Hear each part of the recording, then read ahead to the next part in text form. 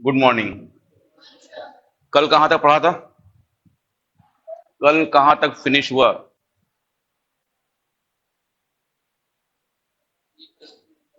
नहीं, नोट्स में मैंने कहाँ तक पढ़ाया था? हाँ, भौगोलिक विस्तार, जियोग्राफिकल एक्सटेंट, यही कल पढ़ाया था ना?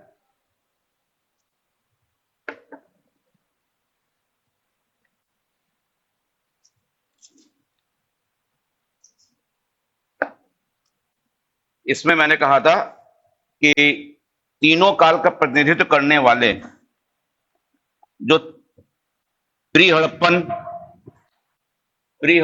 हड़प्पन और लेटर हड़प्पन, तीनों पीरियड का रिप्रेजेंट जो कर रहा है वो इंपॉर्टेंट है। इस पर निशान लगाओ कि कौन सी साइट्स तीनों काल का प्रतिनिधित्व करता है। कौन सी साइट्स तीनों पीरियड्स की, प्री हड़प्पन, हड़प्पन और लेटर हड़प्पन का को रिप्रेजेंट करता है। कौन कौन ने देखा है? सुरकोदड़ा, मांडा, राखीगढ़ी, बनावली। ठीक है, इसमें से बनावली बहुत इंपॉर्टेंट है, राखीगढ़ी इंपॉर्टेंट है, बनावली बहुत इंपॉर्टेंट है। फिर पढ़ा दिया था सात सात स्थलों को नगर कहा जा सकता है।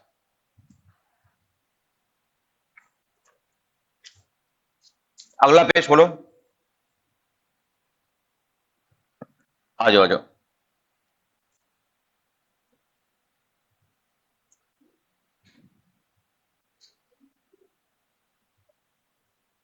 नोट्स के अगले पन्ने पर आपके एग्जाम की दृष्टि से जो बिखरे बिखरे क्वेश्चन हैं उनको एक सारणी रूप में प्रस्तुत किया गया है। अगले पृष्ठ में जो आपके सामने खुला हुआ है, जो एग्जाम में बिखरे क्वेश्चन होते हैं उनको एक सारणी, एक टेबल बना करके रख दिया गया आपके सामने। एक साइड लिखा है साइट्स, उसके बगल में लिखी है रिवर्स, जिन रिवर बैंक के किनारे वो सिचुएटेड थी। और उसके बाद एक्सकावेशन वेटर जिन्होंने उत्खनन किया उनका नाम है, और उसके बाद लिखा है वो प्रेजेंट टाइम पे कहां पे हैं। क्वेश्चन कैसे बनते हैं? क्वेश्चन ऐसे बनेगा, बनावली किस नदी के किनारे है, मांडा किस नदी के किनारे है, दैमाबाद किस नदी के किनारे है। ठीक है, क्वेश्चन इससे बनेगा। दूसरा क्वेश्चन, इसमें से एक चीज हमने हटा दी है कि किस सन में खोजे गए हैं, इन विच ईयर डिस्कवर्ड। केवल दो ही इंपॉर्टेंट है आपके लिए, और दो आपको रटा दिया हमने, 1921 और 1922। और 1924 में क्या हुआ था? दुनिया के सामने आई, प्रकाश में आई। किस किस चीज में आई थी, किस पेपर में छपा? ना ना, देखो कल पढ़ाया है हमने, जो सन लिखे हैं उसी में लिखा है ऊपर इलस्ट्रेटेड, क्या लिखा है?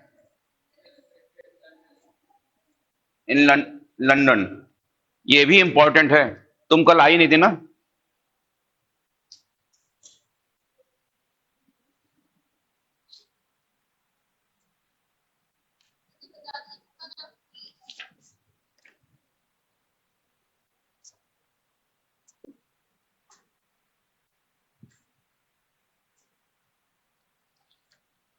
ये लो,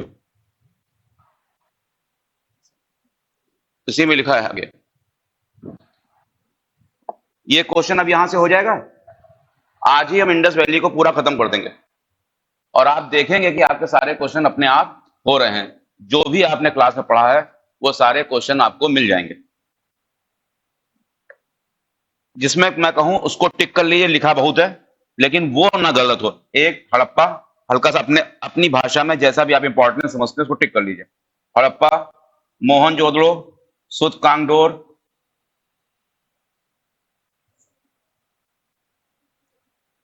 मांडा। जो नदी है वो तो सब याद कर लो, नदी तो जिसके जिसके जो किनारे वो सब याद कर लीजिए प्लीज।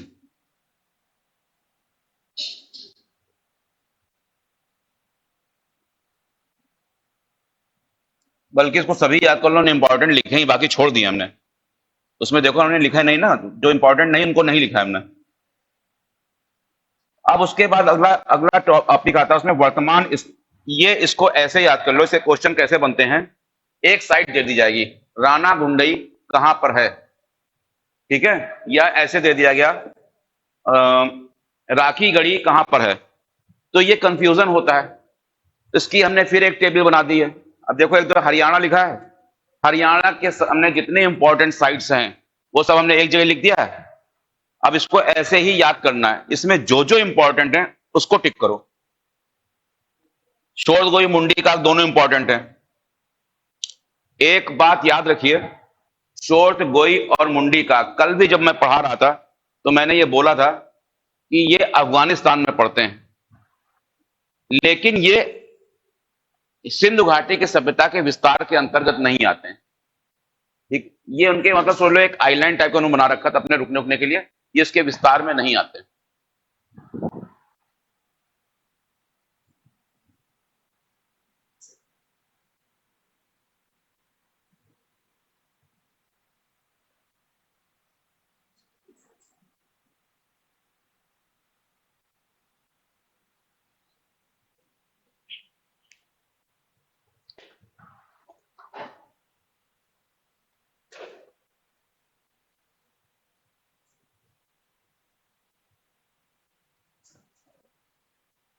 जो नए आए सांस ले लें और सुने।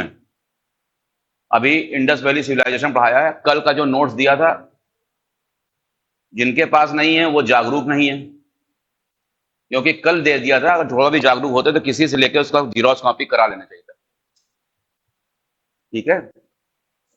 और बड़ी मेहनत से लिखे जाते हैं, जब और नोट्स देखोगे तब समझ में आएगा यहाँ पे अंतर क्या है। तुमको मालूम ही नहीं होगा इसकी इतना पढ़ने के लिए हम कितनी किताबें पढ़ते हैं।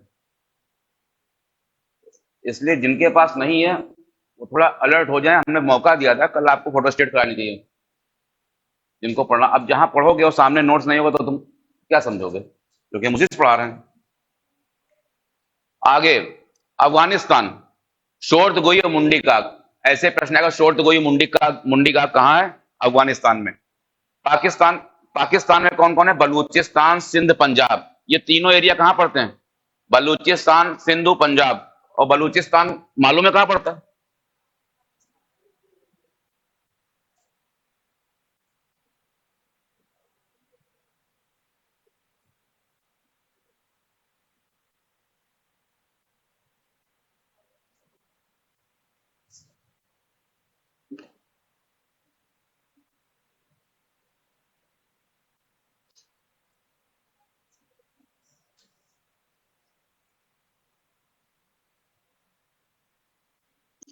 ये है बलूचिस्तान।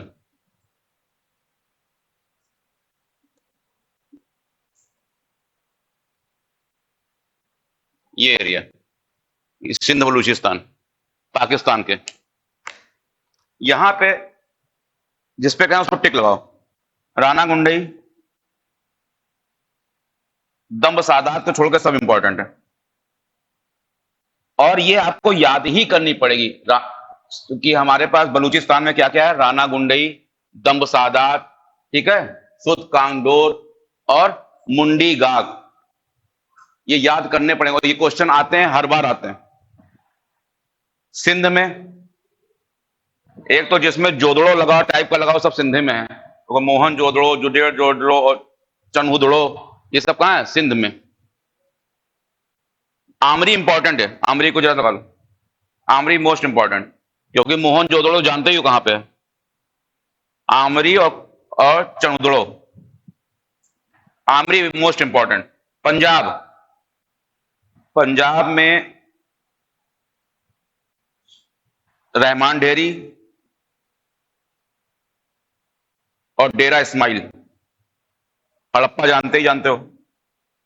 भारत के हरियाणा में राखी गढ़ी इंपॉर्टेंट है, very important. Rakhi Garhi most important. क्या चीज? Rakhi Garhi most important. बनावली बहुत इंपॉर्टेंट।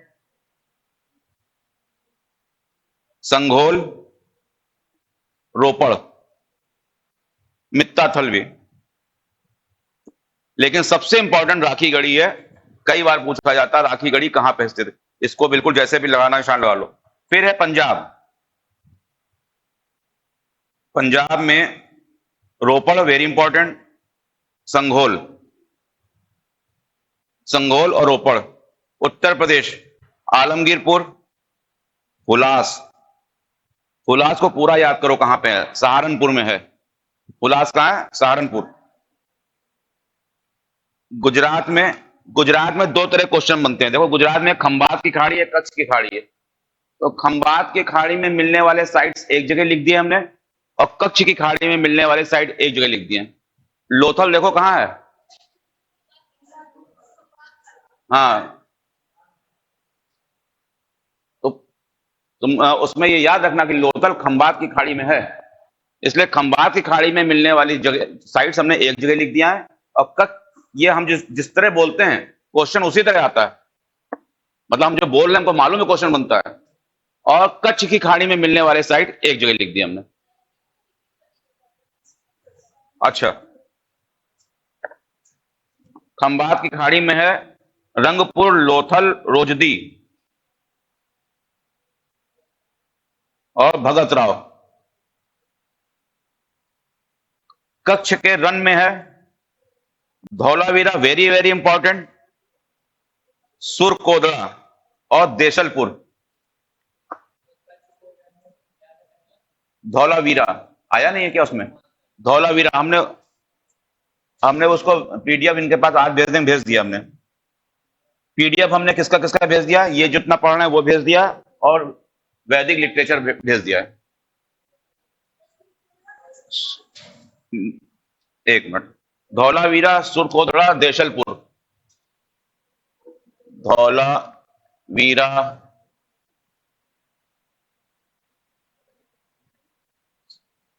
सुरकोदड़ा और देशलपुर।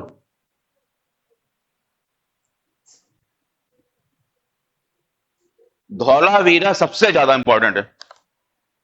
धौलावीरा और लोथल में अंतर क्या है, लोथल कहां पे है, खंबात की खाड़ी। बेआब क्या, बेआब क्या है इंग्लिश क्या, हाँ? खंबात की खाड़ी बोलना तो बेआब बंगाल कहां से बोल रहे हो। और दूसरा क्या है, धौलावीरा कहां पे है, ये डिफरेंस याद रखना।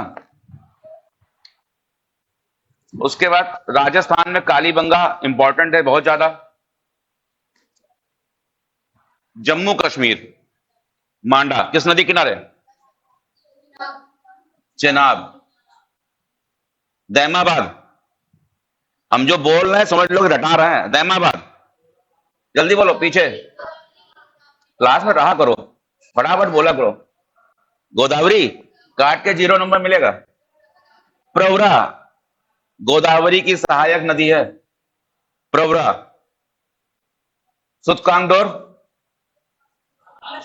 दाश्क, और वो आलमगीरपुर जानते हो हिंद। अब आ गया इसकी लिपि। क्या इंडस वैली की लिपि संपूर्ण प्रकाश में आ गई है, मतलब हमारे सामने आ गई है, हाँ आ गई है। लेकिन क्या हम पढ़ पाए हैं, नहीं पढ़ पाए। और ना पढ़ पाने के कारण हम इसको किस किस किस काल में रखते हैं, प्रोटो हिस्ट्री में। ठीक है, आगे देखें। अलेक्जेंडर कनिंघम पहला व्यक्ति था जिसने इसके बारे में प्रयास करना शुरू किया, तो उसने ब्राह्मी लिपि से इसको जोड़ा, अलेक्जेंडर कनिंघम ने। लेकिन फर्स्ट रीड जो उसने किया, पढ़ने की कोशिश की, अभी तक कोई पढ़ नहीं पाया। उद्वाचन मतलब रीड, मतलब पढ़ना कोशिश। 1925 में L.A. बैडोल और उसके बाद बीबी लाल। क्वेश्चन कैसे आएगा, क्वेश्चन आएगा सिंधु घाटी लिपि के अध्ययन से जुड़े हुए विद्वान का नाम है। समझाया, क्वेश्चन ये बनेगा, सिंधु घाटी लिपि के अध्ययन से जुड़े हुए विद्वान का नाम है बैडोल और बीबी लाल। बीबी लाल और इंपॉर्टेंट है, इससे पहले भी हमने बीबी लाल कहा, हमने इंपॉर्टेंट है। क्यों इंपॉर्टेंट है, कल हमने बताया था जब पढ़ रहे थे कि बीबी लाल ने कहा था कि सिंधु घाटी की सभ्यता, जो रिलेटेड क्वेश्चन आएगा मैं फिर से रिपीट करता रहूंगा, जो रिलेटेड क्वेश्चन होगा बस तुम क्लास में बैठे रहो, सब यहीं रट जाएगा। बीबी लाल के पहले भी हमने बताया था कि बीबी लाल ने कहा था कि इंडस वैली सिविलाइजेशन और क्या आर्य सभ्यता, आर्य सिविलाइजेशन, वैदिक सभ्यता एक ही है। किस विद्वान ने कहा? बीबी लाल। इसके 64 मूल चिन्ह है, ये तुमको याद करना है। और सबसे खास बात है, इसमें पूछा कितने अक्षर हैं? 250 से 400 अक्षर हैं। सबसे पुराना नमूना 1853 में मिला। 1923 तक संपूर्ण सामने में प्रकाश में आ गई। लेकिन क्वेश्चन ये बनता है, सिंधु घाटी की सभ्यता है, आंसर याद कर लो, पिक्टोग्राफी, भाव चित्रात्मक। भाव चित्रात्मक क्या होता है? कोई, हाँ, चित्र से पूरे एक सेंटेंस निकल जाता है। मान लो एक नाव का चित्र बना दिया, एक आदमी बैठा, समझ, नाव नदी में आदमी जा रहा है, चित्रात्मक है। चाइना भाषा भी चित्रात्मक है, चीनी भाषा भी। क्लियर हो गया? तो क्वेश्चन क्या बनेगा? सिंधु घाटी की सभ्यता से रिलेटेड व्यक्ति कौन है? लिखा है ऊपर, बैडोल और बीबी लाल, और 80% बीबी लाल ही पूछा जाएगा। उसके बाद क्वेश्चन है, सिंधु घाटी की सभ्यता या इंडस वैली कैसी, इंडस वैली सिविलाइजेशन की लिपि, स्क्रिप्ट कैसी है? भाव चित्रात्मक या पिक्टोग्राफी? पिक्टोग्राफी इंग्लिश में ही याद करो, पिक्टोग्राफी, क्योंकि भाव चित्रात्मक को कुछ और भी बदल सकते हैं नाम, लेकिन पिक्टोग्राफी पिक्टोग्राफी रहेगा। अब हमने इतना सब पढ़ डाला, कब पैदा हुई, क्या हुई, क्या हुआ इसके। अब इस सिविलाइजेशन का अंत भी हुआ। तो जैसे इसके ओरिजिन के बारे में विद्वानों के बीच में एक यूनानिमस नहीं है, उसी तरह इसके डिक्लाइन के बारे में डिफरेंट थॉट्स हमारे सामने आते हैं। और जिन्होंने ये थ्योरी प्रस्तुत की है, उन विद्वानों का नाम लिखा है और उसके आगे उसकी थ्योरी लिखी है। जैसे, और ये मोस्ट इंपॉर्टेंट है, आप लिख लीजिए इसको, इंपॉर्टेंट। आर्यों के आक्रमण, किसने किसने कहा कि आर्यों ने आक्रमण करके इंडस वैली सिविलाइजेशन को नष्ट किया? Garden child, very important. Mortimer wheeler, सबसे ज्यादा मजबूती से मार्टिमर व्हीलर ने कहा कि आर्यंस ने ही सिंधु घाटी सभ्यता का अंत किया, मार्टिमर व्हीलर। और पिगट, पिगट याद है किसी, कुछ और के लिए क्या? हाँ, नहीं, जुड़वा राजधानियां हड़प्पा और मोहनजोदड़ो किसने कहा था? पिगट ने। आर्यों का आक्रमण, और इधर हमने पेन से लिख दिया जिन्होंने इसका खंडन किया है कि नहीं, आर्यों के आक्रमण डिक्लाइन का कारण नहीं था। वो देखो, सबसे शुरुआत में लिखा है, ऊपर लिखा है खंडन, और उसके बाद किसने किसने किया? जॉर्ज डेल्स और कैनेडी। अब इसको थोड़ा समझ लो, क्योंकि आर्यों का आक्रमण वाली थ्योरी इंपॉर्टेंट है, बाकी नहीं पढ़ाएंगे इतना। सुनो, मार्टिमर व्हीलर और दूसरा कौन है? Garden child. इन लोगों का कहना था कि आर्य लोग बाहर से इन्वेंशन करते हुए आए और यहां पे इन लोगों ने लोगों को मारा, काटा, और मारे काटने के बाद सिंधु घाटी की सभ्यता का अंत हो गया। जो कैनेडी साहब हैं और दूसरे लोग हैं, उन्होंने इस चीज पे, इस थ्योरी पे प्रश्न चिन्ह उठाए। क्या क्या लिखा है? कैनेडी और जॉर्ज डेल्स। सबसे पहले जॉर्ज डेल्स ने कहा नहीं, ये थ्योरी गलत है। क्यों गलत है? एक तो इन मार्टिमर व्हीलर और गार्डन चाइल्ड ने कहा कि 37 कंकाल मिले, 37 स्केल्टन मिले, जिसमें चोट के निशान हैं, और ये आर्यों ने मारे हैं। यहाँ पे अपने प्रयोगों के द्वारा डेल्स ने, कैनेडी ने सिद्ध किया कि ये मलेरिया नामक बीमारी से मरे हैं, ना कि किसी आघात से, ना कि किसी चोट से। सिद्ध कर दिया कैनेडी ने। क्या कहा? मलेरिया नामक बीमारी से मरे। दूसरा, अगर हम आपकी बात मान भी लें कि आर्य सभ्यता, आर्यंस ने आके इसको नष्ट किया, तो चलो मोहनजोदड़ो या हड़प्पा को नष्ट किया। जो समुद्र के किनारे थे, धौलावीरा, ये सब कैसे नष्ट हो गए एक ही टाइम पे? तो ये थ्योरी अब बहुत इंपॉर्टेंट नहीं मानी जाती। ठीक है, आते हैं आगे। बाढ़, जॉन मार्शल, मैके, S R Rao. S R Rao important है। बाढ़ की बात किसने कही? S R Rao. इनका कहना था इंडस नदी में बहुत बाढ़ आई, आसपास की नदियां में बाढ़ आई, जिसके कारण, बाढ़ के कारण ये क्षेत्र पानी में डूब गया और इंडस वैली सिविलाइजेशन का अंत हो गया।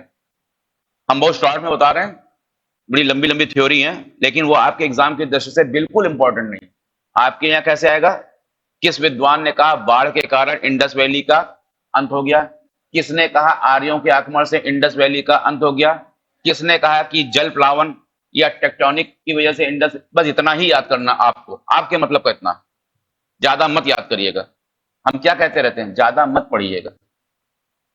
बार बार ये सेंटेंस बोलता हूं, सोच के बोलता हूं, ज्यादा मत पढ़िएगा।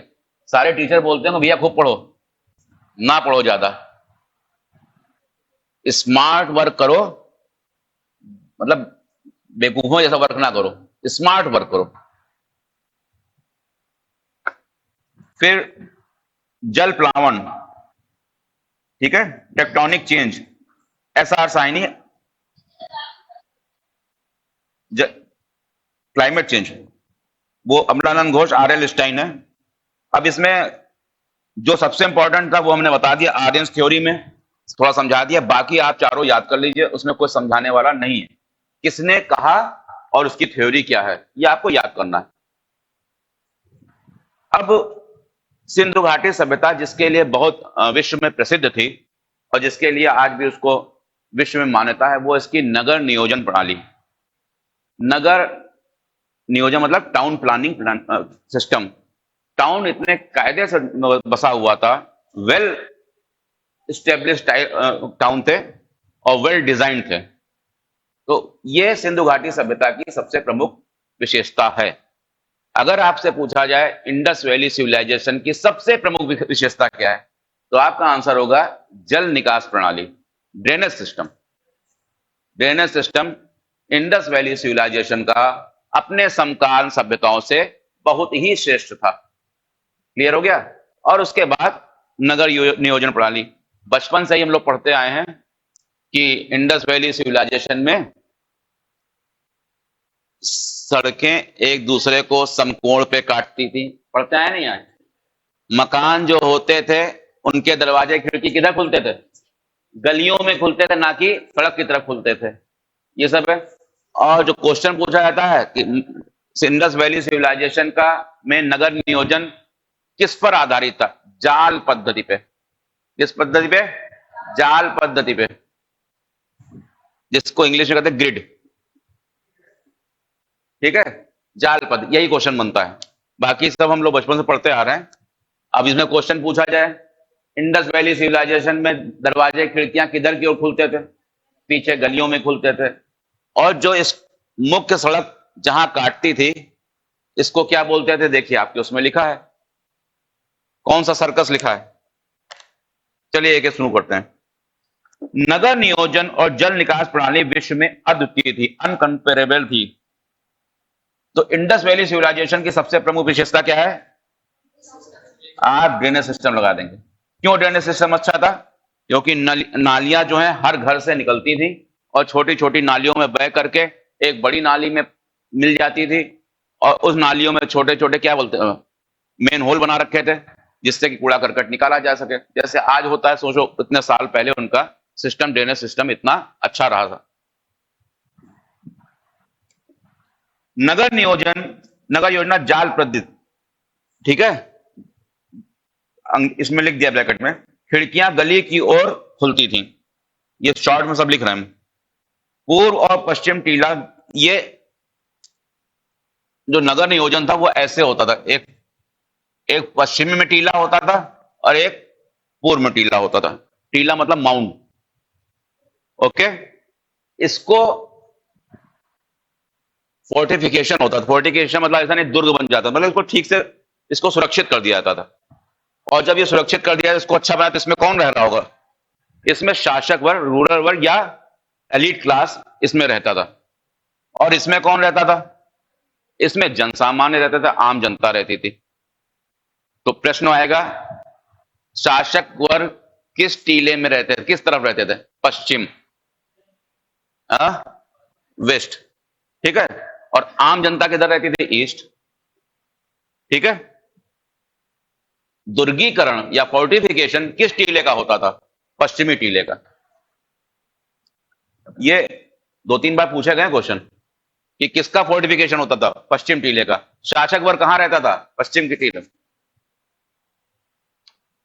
और जिस ड्रेनेज सिस्टम की हम बात करते हैं, एक साइड पे वो ड्रेनेज सिस्टम था ही नहीं। वो साइड का नाम है कालीबंगा। तो इसलिए बहुत इंपॉर्टेंट है। निम्नलिखित स्थलों में किस जगह जल निकास प्रणाली बिल्कुल नहीं थी? आंसर क्या है? कालीबंगा। सड़कें उत्तर से दक्षिण एक तो समकोण पे काटती थी, रेक्टेंगल। समकोण मतलब रेक्टेंगल। जो मुख्य सड़क होती थी, पूर्वी सड़क से जहां मिलती थी, उसको ऑक्सफोर्ड सर्कस कहते थे। उस जगह का नाम विद्वानों ने ऑक्सफोर्ड सर्कस रखा है।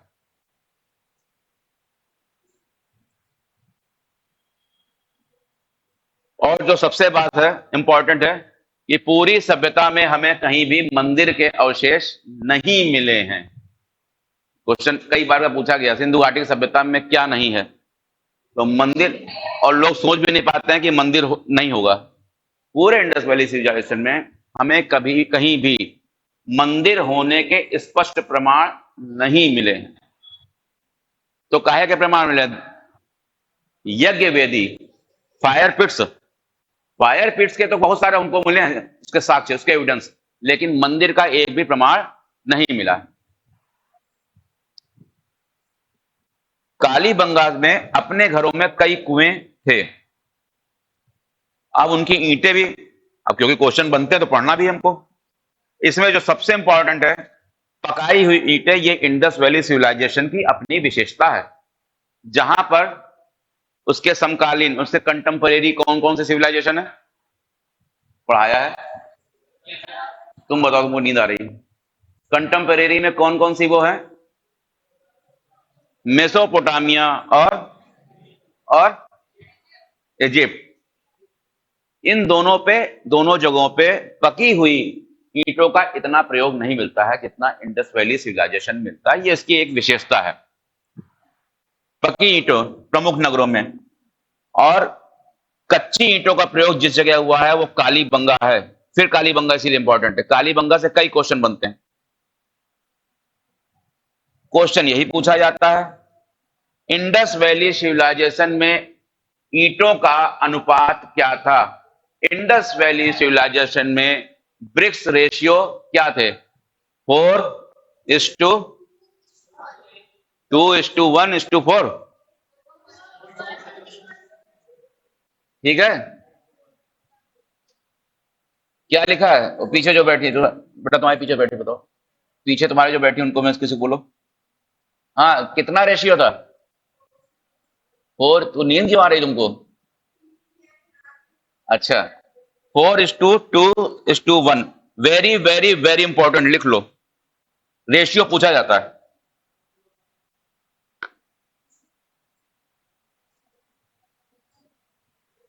अब यह प्रश्न उठता है कि इस इंडस वैली सिविलाइजेशन का पूरा एरिया कितना था? हम घटा देंगे, इतना पूछेंगे। लगभग 13 लाख। ठीक है, 12,99,600। कितना था? 600। इसको 13 लाख समझ लो। और इसमें पूरे उस इतने बड़े एरिया में, विश्व के सबसे बड़े क्षेत्र में फैला है वो, इतने बड़े एरिया में एक ही सिस्टम हमको मिलता है हर जगह, एक ही तरह का टाउन प्लानिंग, एक ही तरह की ड्रेनेज सिस्टम। तो क्या बिना किसी सेंट्रल पावर के ये संभव था कि सब जगह एक ही सिस्टम हो? इसका मतलब कोई ना कोई शासक वर्ग जरूर था।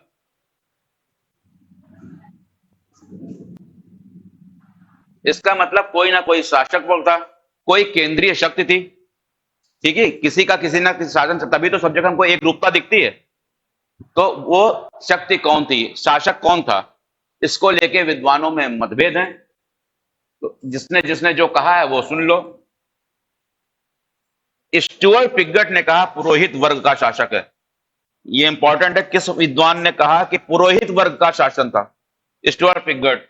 और स्टुअर्ट पिगट ने एक और चीज कही है, जुड़वा राजधानी, ट्विंस कैपिटल। व्हीलर ने कहा कि मध्यम वर्गीय जनतंत्रात्मक है, धर्म की प्रधानता है। मैके ने कहा प्रतिनिधि शासक है। और बीबी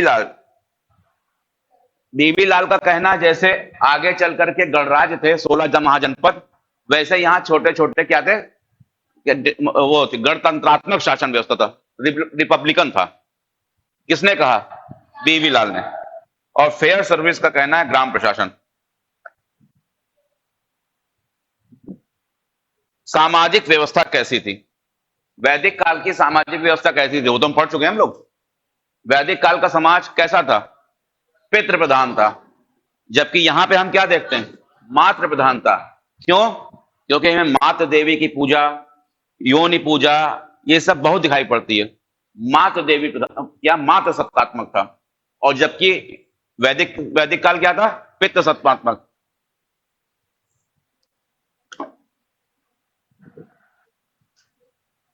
समाज जो है वो पुरोहित, व्यापारी, अधिकारी, शिल्पी आदि में विभाजित है। और ये खास बात ये है कि ये लोग मुख्यतः बिजनेस पे आधारित है। तो बिजनेसमैन क्या लड़ाई वड़ाई करते हैं क्या? भाई उनके पास पैसा आ रहा है, अपना जी रहे हैं, खा रहे हैं, अच्छे से रह रहे हैं। तो अक्सर जहां जिसका व्यापार होता है वो लड़ाई से दूर रहता है। तो ऐसा समाज इनका समाज था, ये व्यापार प्रधान समाज था। अंतरराष्ट्रीय व्यापार होता था इनका। इनका व्यापार किससे किससे होता था? मेसोपोटामिया से और इजिप्ट से। और अपने समय से ही भारत हर चीज में संपन्न था। तो ऐसा समाज जिसका पेट भरा हो लड़ाई वड़ाई नहीं करता, व्यापार नहीं, व्यापारी आदमी लड़ाई नहीं करता। तो ये समाज भी युद्ध प्रिय नहीं था, शांत प्रिय था। इसीलिए यही कारण है कि हमको खुदाई में युद्ध से, वार से संबंधित हमें अस्त्र शस्त्र बहुत कम दिखाई पड़ते हैं, ना के बराबर दिखाई पड़ते हैं। शाकाहारी और मांसाहारी दोनों थे। ये क्वेश्चन बनता है कि क्या बोलते हैं इसको, अंत्येष्टि की इंग्लिश क्या हुई? अरे डेथ सेरेमनी हुई, अरे क्या बोलते हैं, क्रिमिनेशन। क्रिमिनेशन किस टाइप का होता था? तो याद रखो तीनों टाइप का होता था। पूर्ण समाधि ग्रहण मतलब वो लाए और उसको पूरा पूरा जमीन के अंदर गाड़ दिया। व्यक्ति के मरने के बाद पूरा जमीन में गाड़ दिया, उसको कहते हैं पूर्ण समाधि। आंशिक समाधिकरण, पहले जो डेड बॉडी है उसको पहले छोड़ दिया, जानवरों ने खाया, जब बच गया उसमें उठा करके फिर उन्होंने जमीन में। और पूर्ण दाह संस्कार, तो तीनों थी। ठीक है, क्रिमिनेशन में तीनों हैं।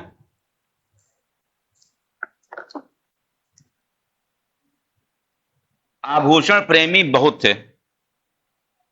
सिंध समाज आभूषण प्रेमी बहुत था। क्यों होगा आभूषण प्रेमी? पैसे रुपए कमी नहीं थी, व्यापार हो रहा था, तो फिर क्या हुआ? ऐसा समाज देखते हो कि वह फैशनेबल समाज होता है, कोई संकट के बादल नहीं उसके। महिला और पुरुष दोनों जो है केश विन्यास के लिए प्रसिद्ध हैं।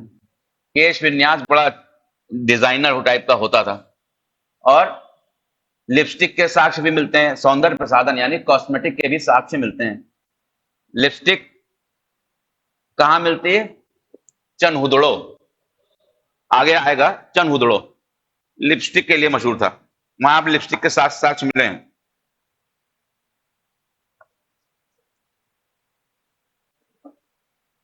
पासे का खेल यानी शतरंज जो है, ये सबसे पहले इंडस वैली सिविलाइजेशन वाले लाए। पासे का खेल, पशुओं की लड़ाई, रथ दौड़, ये सब इनका मनोरंजन के साधन थे।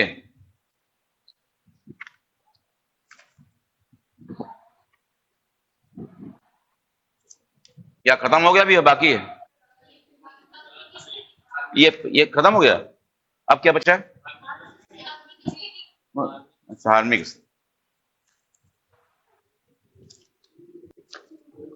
इसको धार्मिक स्थिति पढ़ने से पहले हमें बताओ, जैसे वैदिक एज पढ़ाया था, तो वैदिक काल धर्म क्या था? अर्ली वैदिक, वैदिक धर्म क्या था? बहुदेववाद था और नेचुरल पावर्स की, प्राकृतिक शक्तियों की पूजा करते थे। अब यहां पे क्या है, जिस वर्तमान समय के हिंदू धर्म को हम देखते हैं, वर्तमान समय के हिंदू धर्म को देखते हैं, उसकी बहुत सी बातें इंडस वैली सिविलाइजेशन में सेम टू सेम हमें दिखाई पड़ती हैं।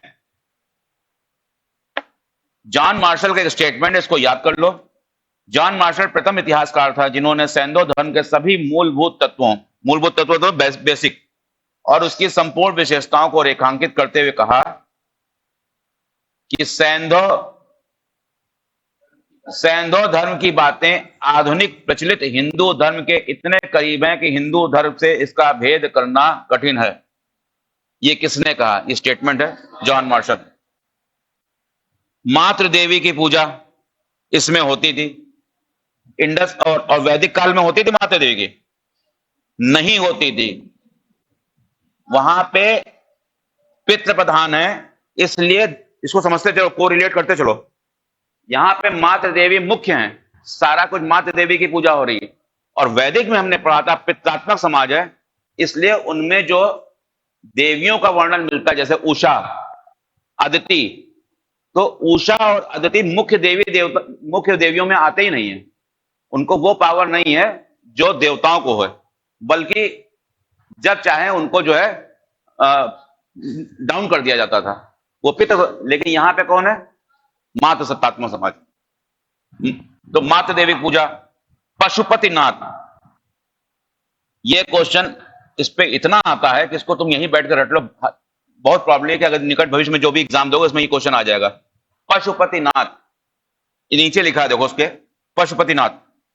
मैके को सेलखड़ी की पशुपतिनाथ मुहर मिली। मुहर मिली किसको थी? मैके को, मार्शल को नहीं। लेकिन इसके बारे में लिखा किसने? मार्शल ने। मार्शल ने कहा था कि ये आदि योगी यानी शिव का रूप है। किस व्यक्ति ने कहा? मार्शल ने।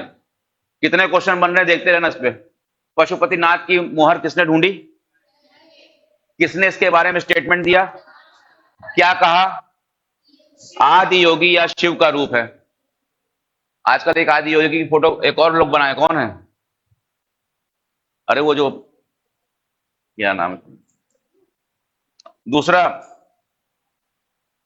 और ये इंपॉर्टेंट है कि बाईं ओर क्या क्या मिलता है। दाईं ओर देखो, चीता और हाथी लिखा नहीं चाहिए उसको, देखो इंपॉर्टेंट है। पशुपतिनाथ की जो मुद्रा पाई गई है, उसके दाईं ओर राइट हैंड साइड पे कौन कौन से जानवर अंकित हैं? कौन कौन से एनिमल अंकित हैं? कौन कौन है? चीता और हाथी। और बाईं ओर गैंडा और भैंसा। गैंडा भैंसा एक टाइप के लगते हैं, नहीं लगते हैं? तो वो समझ लो लेफ्ट साइड पे हैं, और चीता और हाथी राइट साइड पे हैं। कितने जानवर हो गए टोटल? अभी 2 बाकी, 2 हिरन और हैं। अब टोटल एनिमल कितने हो गए? अब इसके जितने क्वेश्चन बन सकते हैं यहीं बैठ के कर लेते हैं। पशुपतिनाथ की मुहर किसे मिली? मैके को। किसने कहा कि यह आदि योगी का? मार्शल ने। इसके बाईं ओर कितने जानवर हैं? गैंडा और भैंसा। राइट हैंड पे कितने हैं? चीता और हाथी। और नीचे कौन? 2 हिरन। टोटल कितने एनिमल्स हैं? 6। और ये जो व्यक्ति बीच में बैठा है वो पद्मासन की मुद्रा पे है। पद्मासन समझते हो ना? और उसके 3 सींग निकली हुई हैं। घर पे जाके कहीं फोटो देख लेना, फोटो मैं बना नहीं पाऊंगा। ठीक है, आगे चलें। अब जितने तरह के तुम सोच सकते हो सब पूजा होती थी। वृक्ष पूजा, जल पूजा, पक्षी पूजा, और उतनी आज भी होती। वृक्ष पूजा आज होती नहीं होती? बरगदाई होती, ठीक है। जल पूजा होती नहीं होती? होती है। जल पूजा का एकमात्र साक्ष्य the only evidence of Indus valley जल पूजा के लिए कहां है? The great bath. बताया दोस्तों, वृहत स्नानागार एकमात्र इसका एविडेंस है। पीपल वृक्ष सबसे ज्यादा पूजा जाता था। और एक और चीज अभी इसी में बता देते हैं। कृष्ण ने अपने को पेड़ों में क्या कहा है? अश्वत्थ। पेड़ों में मैं अश्वत्थ हूं। बड़ी इंपॉर्टेंट क्वेश्चन है, कहीं किताब में नहीं मिलेगा। पेड़ों में मैं अश्वत्थ हूं। अश्वत्थ मतलब होता है पीपल, बरगद ना लगा देना। पेड़ों में मैं अश्वत्थ हूं। और जब तुमको वेद पढ़ा रहे थे तब मैंने कहा था वेदों में मैं सामवेद हूं। ये कहीं लिख लो, वेदों में सामवेद हूं, पेड़ों में अश्वत्थ हूं। वो जो अश्वत्थामा नाम है वो उसी से बना है।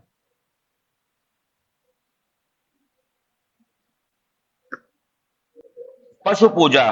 कौन सा जानवर सबसे ज्यादा इंडस वैली में मान्यता थी? जल्दी आ जाओ। यूनिकॉर्न। आजकल तो फैशन में भी यूनिकॉर्न, यूनिकॉर्न केक बनता है आजकल तो।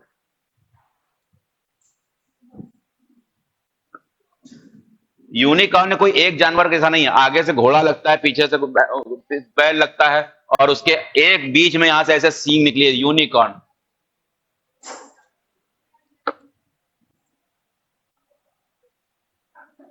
चले, जो आ गए हैं वो थोड़ा सा सांस लेके आराम से स्टेबल हो जाए और पढ़ाई करें भी। इसमें दो मोहनजोदड़ो से प्राप्त कहां गए, वृक्ष पूजा हो गई। कौन से वृक्ष की पूजा होती थी? पीपल। पीपल को क्या कहते हैं? अश्वत्थ। कृष्ण ने क्या कहा? मैं पेड़ों में अश्वत्थ हूं। और एक श्रृंगी पशु, वही यूनिकॉर्न। पशु पूजा पूरी होती, इसमें पढ़ने वाला कुछ है नहीं। मानव पूजा होती थी, पक्षी पूजा होती थी, हाँ फाख्ता, नीचे लिखा है बाज, या तो फाख्ता या तो बाज, क्लियर होता नहीं है। पक्षी पूजा होती थी, हाँ होती थी। और अब आता है इंपॉर्टेंट, स्वास्तिक चिन्ह हमें सबसे पहले कहां मिलता है? स्वास्तिक चिन्ह इंडस वैली सिविलाइजेशन में ये चिन्ह मिलते हैं। ये वैदिक वैदिक सिंबल नहीं है, सिंधु घाटी सभ्यता का सिंबल है स्वास्तिक। क्लियर हुआ? अच्छा, अगर क्वेश्चन आ जाए कि सबसे पहले मूर्ति पूजा कब शुरू हुई, यही तो है, और क्या है? Indus valley civilisation.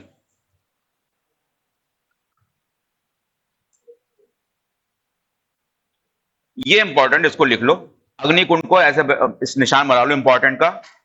किस किस जगह पे अग्निकुंड पाए गए हैं? लोथल, कालीबंगा, संघोल, बनावली। ये याद कर लेना, लोथल, कालीबंगा, संघोल, बनावली।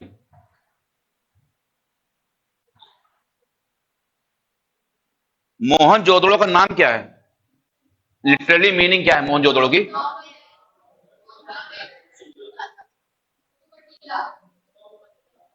और वहां खास बात भी है, यह है कि वहां एक भी सिमेट्री, एक भी कब्रगाह नहीं पाई गई। ये याद रखना, नाम है वो, लेकिन अकेली साइट है जहां कोई भी कब्रगाह नहीं पाई गई है। मोहनजोदड़ो, बिल्कुल याद रखना, क्वेश्चन आए हुए हैं समय। ये मरा तो था, लेकिन कब्र भी बनी होगी, लेकिन हम लोग ढूंढ नहीं पाए, मिट गई होंगी। ये तो बहुत बाद में हम लोग खोद रहे हैं ना। वहीं रहना है क्या? आगे, रोपड़ जगह में मालिक तथा उसका कुत्ता साथ में दफनाए गए। लोथल में मालिक को बकरी साथ में दफनाए गए। अब इसमें समझना क्या है? इसको रटना, और क्या है।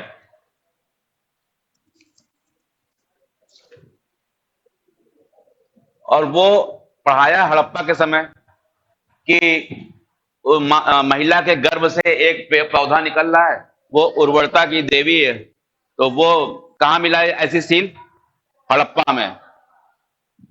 आर्थिक जीवन, आर्थिक जीवन तो इनका बहुत अच्छा था, और मुख्यतः जीवन प्रणाली का मुख्य आधार क्या था?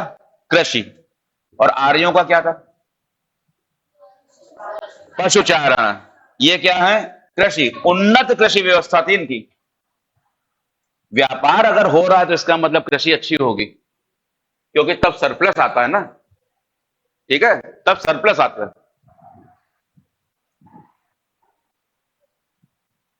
कोई फावड़ा या फाल नहीं मिला है, मतलब लोहे या किसी धातु का नहीं मिला है।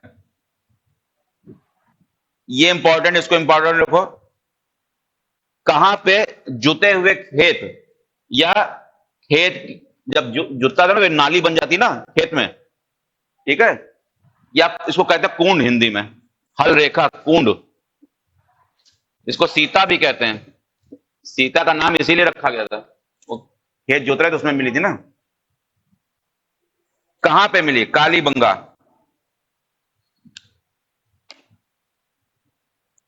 एक साथ दो फसलों के पैदा करने के साक्ष्य कहां से मिलते हैं?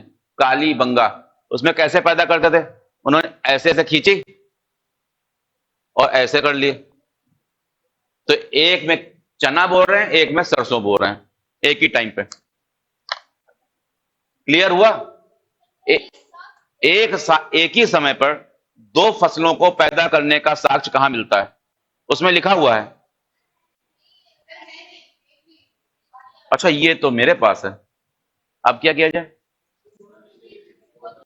वो तो मैं भेज दूंगा, लेकिन जब तक हार्ड कॉपी सामने नहीं होती है तब तक पढ़ने में मजा आता नहीं। निकला लोगे तो इसको ध्यान से पढ़ लो, घर में जाके देख लेना। लिखना चाहो तो लिखते रहना साथ में, शॉर्ट में।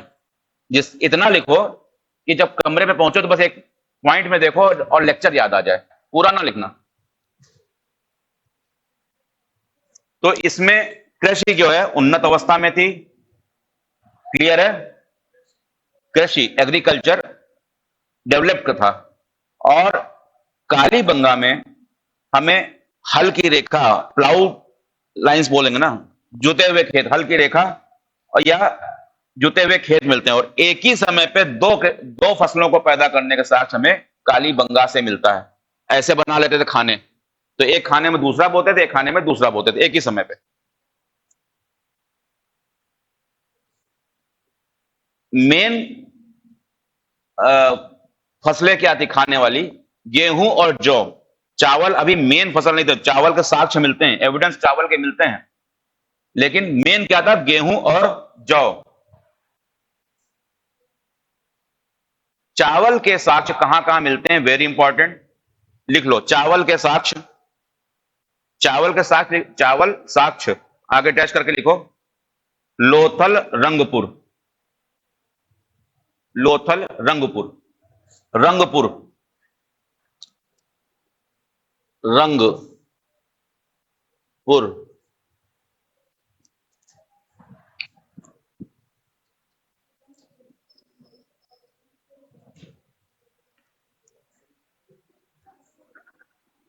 इसको जरा नोट करते रहो पीछे। चावल के साक्ष्य कहां मिलते हैं? लोथल रंगपुर। और एग्जाम में ये आता है, ये रंगपुर, ठीक है? एविडेंस ऑफ राइस रंगपुर, और कई बार आता है। लगभग सारी प्रकार की फसल होती थी, और एक फसल उन्होंने जो पैदा की वो विश्व में उन्हीं की देन है। कौन सी? कपास, कपास, कॉटन। ये विश्व को देन है इंडस वैली सिविलाइजेशन के द्वारा। इसीलिए मेसोपोटामिया के लोग इसको सिंडन बोलते हैं, ग्रीक लोग सिंडन बोलते हैं, सिंडन। वो इंडस से बड़ा सिंडन, इसको कॉटन को, कपास को। विश्व हाँ? पूरे एरिया में इंडस में। कॉटन का साक्ष्य पूछो कहां मिलता है तो मैं बता सकता हूं, मोहनजोदड़ो में। वो पूछा जाता है, सूती कपड़े का साक्ष्य कहां मिलता है कॉटन का? मोहनजोदड़ो में। सिंडन में लिखिए, कपास की खेती सर्वप्रथम इंडस वैली सिविलाइजेशन ने शुरू की। कपास, ग्रीक लोग इसे, कपास को इसीलिए सिंडन कहते हैं, ग्रीक। और अब प्रश्न आता है, अगर सभी प्रकार के क्रॉप्स हो रहे थे तो कोई ऐसा भी था जो नहीं हो रहा था? हाँ, और वही इंपॉर्टेंट हो गया, पॉइंट में लिख लो। शुगर केन, गन्ना या ईख। गन्ना और ईख एक ही चीज है। शुगर केन और रागी। रागी क्या मिलेट्स होता है? नहीं, नहीं, मिलेट तो बाजरा होता है। अच्छा, जो भी हो, रागी और शुगर केन, इन दोनों के एविडेंस नहीं मिलते हैं। रागी और शुगर केन, रागी और शुगर केन दोनों के साक्ष्य नहीं मिलते हैं।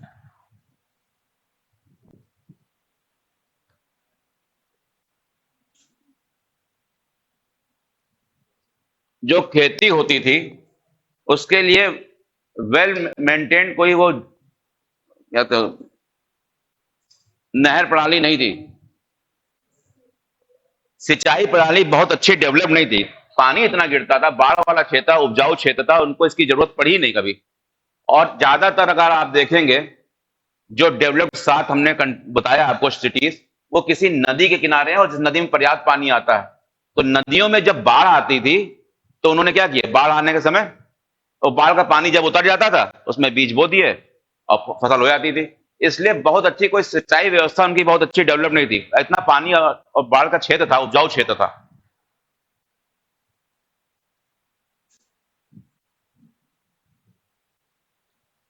एनिमल हस्बेंड्री, पशुपालन। कुबड़ वाला साग, कुबड़ क्या बोलते हैं? हम हम ये जो ऐसे निकला होता उसके, कुबड़ वाला सांड विशेष पूजनीय था।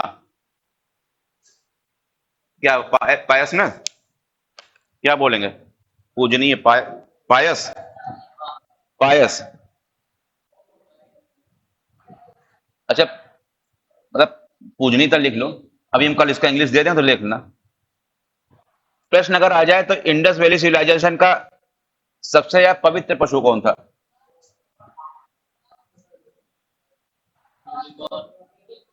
यूनिकॉर्न, ठीक है। पक्षी में बाज या फाख्ता? फाख्ता, बाज और नहीं है, क्योंकि वो इतना क्लियर नहीं होता ना तो। और जिस वैदिक एज में हमें गाय के बारे में इतनी जानकारी मिलती, गाय इतनी महत्वपूर्ण थी, यहां पे गाय की जगह महत्वपूर्ण कौन है? बैल। गाय का बहुत जिक्र नहीं मिलता है, और अगर बैल है तो गाय रही होगी ऐसा सोचा जा सकता है, लेकिन जिक्र जो है वो सबसे ज्यादा हमें किसका मिलता है? बैल का। और एक और पशु है जिसका जिक्र यहां बिल्कुल नहीं मिलता और इंडस और वैदिक सभ्यता उससे भरी पड़ी है, कौन सा है? घोड़ा, ठीक है। एक जगह है सुर कोदड़ा, सुर कोदड़ा लिख लो, सुर कोदड़ा।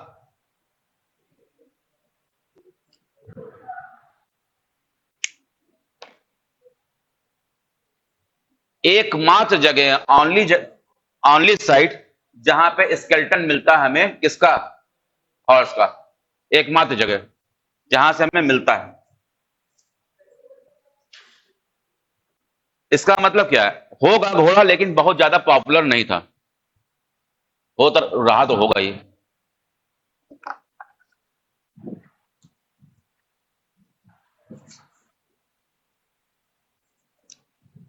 ये हमने पढ़ गया इसका आर्थिक।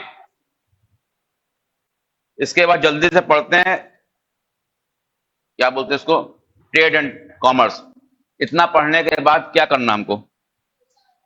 हाँ, वो सब रिवाइज नहीं करेंगे, वो जो कल दिए थे क्वेश्चंस वो निकाल के इसको अभी लगाएंगे, एक एक क्वेश्चन को क्लियर करेंगे, और उसके बाद इंडस वैली सिविलाइजेशन हम पढ़ाना बंद कर देंगे, नोट्स में अवेलेबल करा देंगे जो कुछ है, ठीक है। ये कुछ चीजें ऐसी होती है जिसमें आपको समझाएं, हम क्या समझाएं भाई? क्वेश्चन इससे आते हैं कि हड़प्पा सभ्यता में कौन कौन सी चीजें मिली। अब मिली तो हमने एक जगह लिख दी, उसको बैठ के याद कर लो, क्या समझना है? वो लिख दी हमने एक जगह, उसको आप याद कर लीजिएगा। फिर आता है शिल्प और उद्योग। सबसे महत्वपूर्ण उद्योग क्या था? सबसे मेन इंडस्ट्री क्या थी? सूती वस्त्र उद्योग।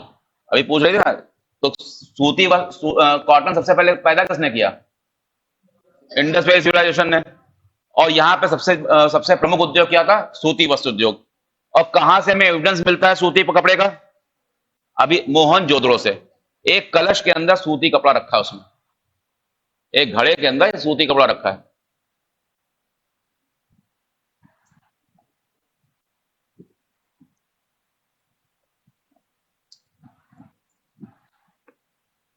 तांबा, खेतड़ी। खेतड़ी का खान सुना नहीं सुना है? खेतड़ी कहाँ है? खान, खेतड़ी की खान राजस्थान का झुंझुनू प्रांत है। राजस्थान में एक प्रांत है, उसमें उसका नाम है झुंझुनू, नाम है उसका झुंझुनू। उसी में है खेतड़ी की खान, और खेतड़ी की खान वर्तमान समय में भी भारत का सबसे ज्यादा तो कॉपर पैदा करता है, और ये उसी एरिया में है, राजस्थान का। तो तांबा ये कहां से लेते थे? खेतड़ी की खान से। और खेतड़ी क्यों मशहूर है इतिहास में? ये जो पढ़ा रहे हैं ये खेतड़ी मॉडर्न में अब मशहूर हो जाती है, मॉडर्न हिस्ट्री में क्यों मशहूर हो जाती है? विवेकानंद का नाम सुना है? उनको विवेकानंद नाम किसने दिया था? गुरु ने नहीं दिया था। खेतड़ी के ही राजा थे, राजा अजीत सिंह शायद नाम था, उन्होंने ही विवेकानंद नाम दिया था। उससे पहले उनका नाम क्या था? नरेंद्र दत्त। इसलिए खेतड़ी जो इतिहास में समझ गए कितने क्वेश्चन हो गए। खेतड़ी कहाँ है? राजस्थान के झुंझुनू में। क्यों मशहूर है? कॉपर की खान है यहाँ पे। और क्यों मशहूर है? विवेकानंद का नाम खेतड़ी के राजा शायद अजीत सिंह है क्या, उन्होंने दिया था, अजीत। फिर आ जाओ, कुम्हार की चाक बहुत प्रचलित में थे क्योंकि मैं इससे पढ़ाऊंगा ना, तो उसके बाद जब नोट्स देखोगे तो सब याद हो जाएगा। अभी पढ़ लो। और मनके बनाने का कारखाना बीट्स बहुत ही इंपॉर्टेंट है। मनके बनाने का कारखाना ये कहां मिलता है? चन हुदड़ों में। कई बार का रिपीटेड क्वेश्चन है, चन हुदड़ों में कई बार आता क्वेश्चन। मनके बनाने का कारखाना, बीट्स बनाने का कारखाना कहां पे है? चन हुदड़ों पे।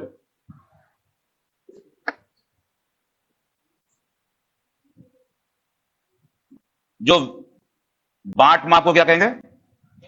बांट और माप, वेट, वेट एंड मेजर।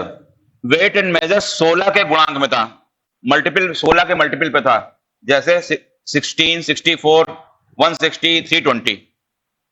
तो क्वेश्चन है कि वेट एंड मेजर किसके मल्टीपल पे था? 16 के। इस पूरे इंडस आपके हिस्ट्री के पूरे जितना भी आप पढ़ते हैं उसमें सबसे ज्यादा अगर बोरिंग होता है तो यही होता है, इंडस वैली सिविलाइजेशन। और एक है स्टोन एज। इन दोनों में रटना है, इसमें समझना क्या है, ठीक है? जो समझने वाला होता है वो समझा दिया। अब बाकी तुमको ये याद करना पड़ेगा कौन कहां मिलता है।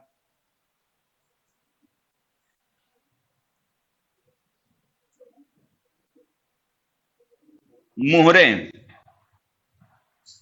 सील। मुहरे मतलब सील। सील या मोहरे किसकी बनी होती थी? सेल खड़ी, स्टेटाइट। सेल खड़ी की बनी होती थी। सेल खड़ी क्या होता है? एक चिकना मुलायम पत्थर होता है, संगमरमर टाइप चिकना मुलायम पत्थर होता है सेल खड़ी। बहुत चिकना मुलायम, जिसको मोड़ा ओढ़ा जा सके। सेल खड़ी, स्टेटाइट। और सबसे ज्यादा जो किस आकृति की मोहरे थी? लंबी थी कि ट्रायंगल थी कि रेक्टेंगल थी, कैसी थी? स्क्वायर थी, कैसी थी? हाँ, कि बेलना का कैसी थी? राउंड शेप में। सभी प्रकार की थी, लेकिन जो मोस्ट फेमस कॉमनली यूज की जाती थी वो स्क्वायर थी। यही क्वेश्चन है, सबसे ज्यादा मेन कॉमनली क्या यूज किया? स्क्वायर।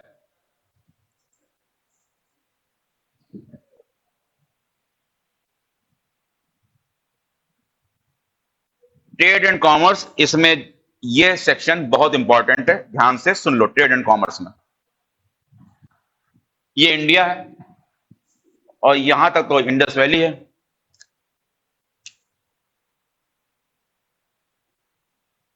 ठीक है, ये ईरान है, इधर से ईरान शुरू हो जाता है, ये पर ईरान शुरू हो जाता है, ये अफगानिस्तान आता है। अब इसके आगे जहां पे आप अगर वर्ल्ड मैप में देखोगे तो इराक दिखाई पड़ेगा। इराक ही मेसोपोटामिया है, ये तो मालूम नहीं? इराक ही मेसो, तो यहां से इनका व्यापार होता था यहां तक, ये। और बहुत ही प्रॉस्परस ट्रेडिंग थी, बहुत ही समृद्धशाली व्यापार था। इस व्यापार में यहां के लोग मेसोपोटामिया, इस पूरे क्षेत्र को कहते थे, यानी इंडिया को कहते थे मेलुहा। क्या कहते थे? जो क्वेश्चन बन रहे हैं सब करा रहे हैं, मेलुहा।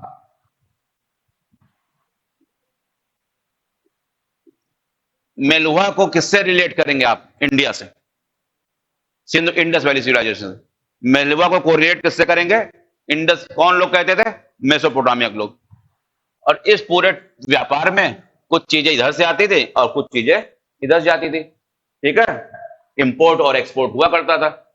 इसके बीच में एक जगह थी बहरीन, वर्ल्ड मैप में देखना, बहरीन मिल जाएगा, ठीक है। बहरीन, बहरीन बहुत दिनों प्रसिद्ध रहा है मोती के लिए, मोती। बहरीन के को दिलमुन,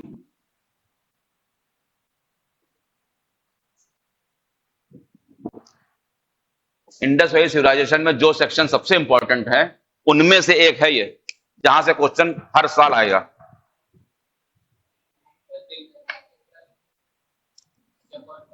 ये मैं बता रहा हूं, बहरीन को ही नाम है दिलमुन। बहरीन का नाम क्या है? बहरीन तो अब नाम है ना, पहले क्या था? दिलमुन। दिलमुन का काम क्या था? इस पूरे के बीच में ये मध्यस्थता करता था, यहां से व्यापार आता था, यहां से व्यापार आता था, ठीक है। ये क्या कर रहा है? बिचौलिया है, मध्यस्थता, सब यहीं मिल जाते थे बहरीन। हमेशा जहां पे दोनों लोग मिलेंगे वो प्रॉस्परस हो जाएगा।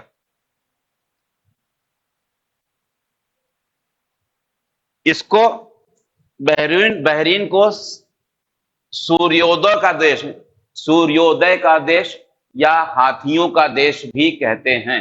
किसको कहते हैं? बहरीन को। बहरीन का नाम क्या है? दिलमुन। दिलमुन का काम क्या है? इस मध्यस्थता, बिचौलिया करना।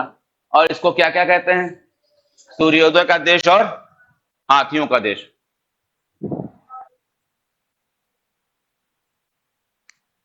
और सुमेरिया के लोग मिलहुआ किसको कहते थे?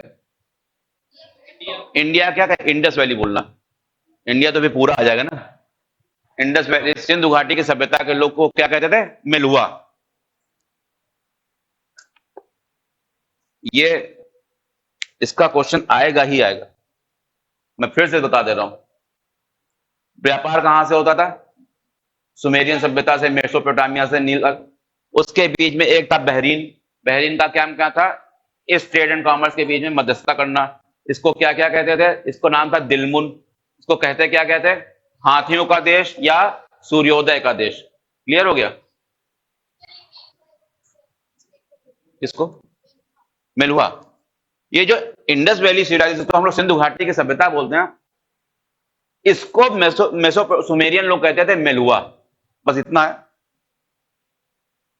मेलुआ।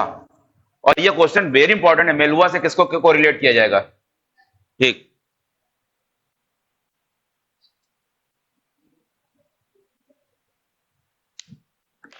अब इंपोर्ट क्या क्या होता था, एक्सपोर्ट क्या क्या होता? इंपोर्ट होता था, जो इंपॉर्टेंट वो केवल लिखो, बाकी इसमें लिखा है। जो पूछा जाएगा, मैं बता रहा हूं, यही पूछा जाएगा, वही लिखो केवल। लाजवर्द मणि, मणि, ये पूछा जाएगा।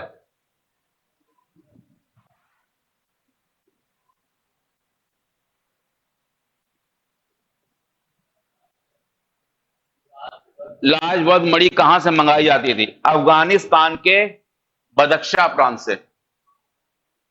अफगानिस्तान के बदख्शा प्रांत से। देखो, लिखने को तो इसमें इतना लिखा हमने, उसमें भी इंपॉर्टेंट हमने लिखा है, लेकिन इसमें भी जो आएगा वही क्यों लिखवा रहा हूं। एक मणि थी, एक कीमती स्टोन था, स्टोन था। अब ये मिलता कहां था? अफगानिस्तान के बदख्शा।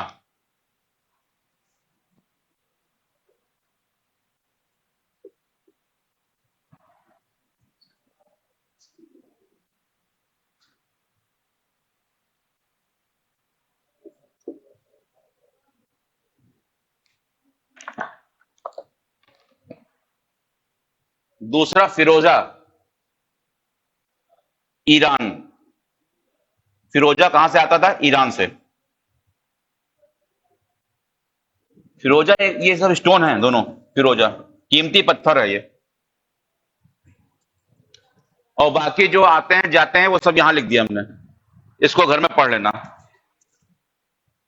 अब जरा सा तुम ये आर्थिक हो गया, सब कुछ हो गया। अब जिसके लिए इंडस सिविलाइजेशन का तुम्हारा चैप्टर मशहूर है, जहां से क्वेश्चन बनते हैं, अभी 15 मिनट कोई जाएगा नहीं, ठीक है। वो है इंपॉर्टेंट साइट्स। अब वो सेक्शन तुम्हारा मैं शुरू करने जा रहा हूं इंपॉर्टेंट साइट्स के। तो जो लोगों का ध्यान इधर उधर हो रहा है, जरा अटेंटिव हो जाएं, ध्यान से सुन ले। फिर अगर यहां सुन लोगे तो फिर घर में पढ़ नहीं पाओगे, यहीं पढ़ पाओगे, क्योंकि वो रटना है ना। ये ध्यान से सुनो, इंपॉर्टेंट साइट्स कहां कहां पे क्या मिल रहा है। सबसे पहले हड़प्पा। हड़प्पा का नाम सुना है ना? किसने किया था खोज? सुनते रहना ध्यान से। हड़प्पा पंजाब के पाकिस्तान के पंजाब का प्रांत के मांट गोमरी जिले में। हड़प्पा कहां मिला? सुनते रहो ध्यान से। पाकिस्तान के पंजाब प्रांत के मांट गोमरी जिले में। किसने खोजा था? 1921 में दयाराम साहनी ने खोजा। ठीक है, इतना क्लियर हुआ? और इसके साथ और कितने लोग और जुड़े हुए हैं? माधव स्वरूप वत्स और मार्टिमर व्हीलर। सबसे पहले दयाराम साहनी ने खोजा। क्या और लोग भी इसकी खुदाई से जुड़े हुए हैं? हाँ, कौन कौन? माधव स्वरूप वत्स और मार्टिमर व्हीलर। बहुत दिनों सालों बाद खोजा है, मतलब उन्होंने खुदाई के बाद में। इसके दो भाग मिलते हैं, जैसा कि तुमको हमने बताया। हमेशा पश्चिमी भाग होता है और पूर्वी भाग होता है। पश्चिमी भाग किसके लिए होता है? शासक रूलर के लिए। फोर्टिफाइड क्या होता है? पश्चिमी माउंट। ठीक है, क्लियर है? ऐसे इसमें भी था। और जो सबसे इंपॉर्टेंट चीज है, यहां से 6-6 की पंक्ति में क्या ग्रेनरी मिली, ये इंपॉर्टेंट है। ये कहां से मिली? ये ऐसे करके और ऐसे करके 1 2 3 4 5 1 2 3 4 5 6 1 2 3 4 5 6। ये ग्रेनरी यहां की सबसे बड़ी इमारत है। ये कहां से मिली? प्रश्न है कि 6-6 के ग्रुप में ग्रेनरी कहां मिली है? हड़प्पा। हम रटाएंगे तभी याद कर पाओगे, ये बता रहा हूं मैं, याद नहीं कर पाओगे, इसलिए क्लास में थोड़ा बैठ जाओ। नहीं, इतना बोरिंग है ना, याद करोगे ही नहीं।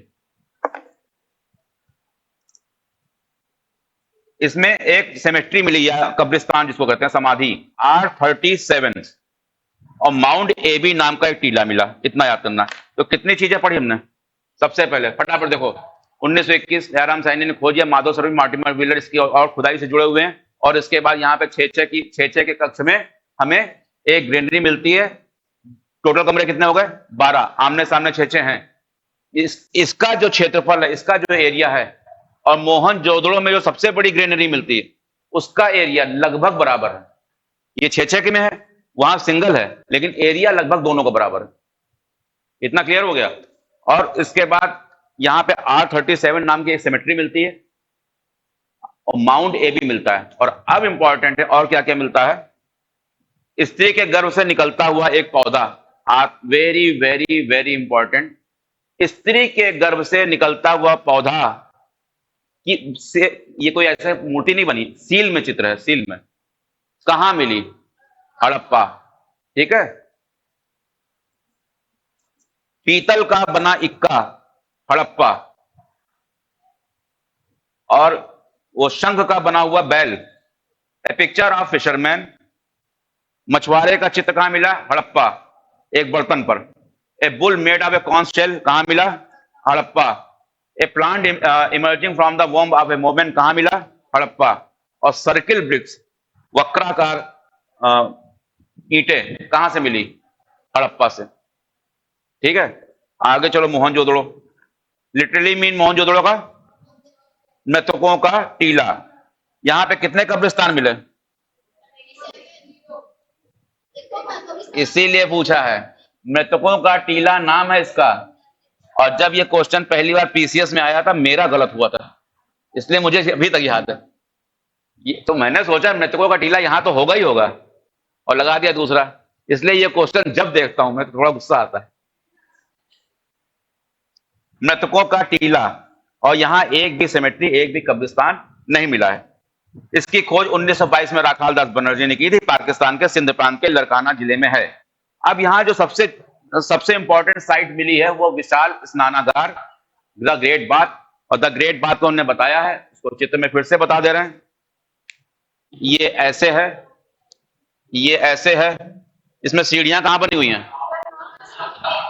नॉर्थ और साउथ। और ड्रेनेज सिस्टम कहां से है? और ये ईंटें लगी हैं इसके अंदर तलहटी में, उसको काहे से? बिटुमिनस जिप्सम से जोड़ी गई है। क्लियर हो गया? और ये काहे का एविडेंस है? जल पूजा का ओनली एविडेंस है। ठीक है,